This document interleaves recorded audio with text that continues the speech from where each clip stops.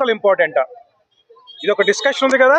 మనం ఎప్పుడైనా డాగ్స్ గురించి మాట్లాడుతుంటే మనుషులు కాదు కుక్కలు అండి. ఇప్పుడు అలాగే ఏమైందంటే మనుషులు ఇంపార్టెంటా చెట్టు ఇంపార్టెంటా అన్నాం, చెట్టుని తీసాం, ఆక్సిజన్ మీటర్లు పెట్టుకోవాల్సి వస్తుంది. మనుషులు ఇంపార్టెంటా చెరువులు ఇంపార్టెంటా అని చెరువులను మూసేసాం. ఇప్పుడు హైదరాబాద్ బెంగళూరు అన్ని వర్షాకాలంలో మునుగుతున్నాయి. సో వీ డాగ్ లవర్స్ మాట్లాడేది మేము యాక్చువల్గా ఎన్వైరన్మెంట్ గురించి. మనుషులు బాగుండాలంటే జంతువులు మనతో పాటు బాగుండాలి, అప్పుడే మనం బాగుంటాం. ఇప్పుడు ఏవైతే హానరబుల్ సుప్రీంకోర్టు జడ్జిమెంట్ ఇచ్చిందో with respect to supreme court we are not accepting it. ఎందుకంటే రీలొకేషన్ చేయడం అనేది ప్రపంచవ్యాప్తంగా ఎక్కడ సక్సెస్ కాలేదు.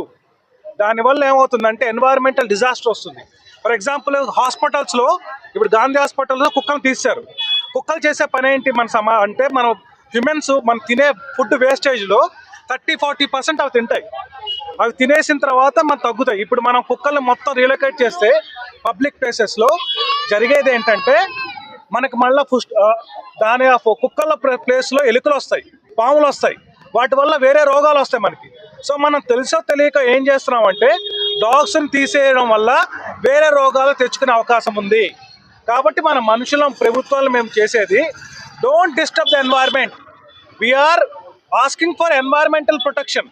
We want a scientific urban management, not like this. ఎందుకంటే కుక్కలు ఉండడం వల్ల మన సెకండ్ గార్డియన్ అవి.